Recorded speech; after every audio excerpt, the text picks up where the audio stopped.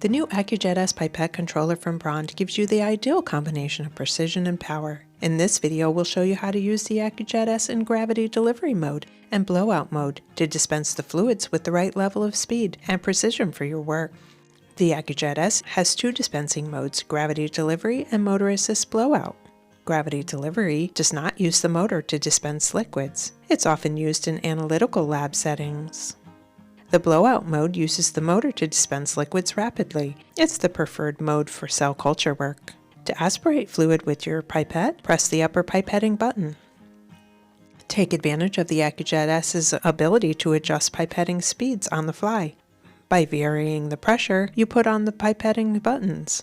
The more pressure you apply, the faster you will aspirate or dispense the media. You can also use the motor speed adjustment wheel to limit both aspirating and dispensing speeds, for example when working with low adherence cells. To select your dispensing mode, simply use the switch at the back of the accu-jet S.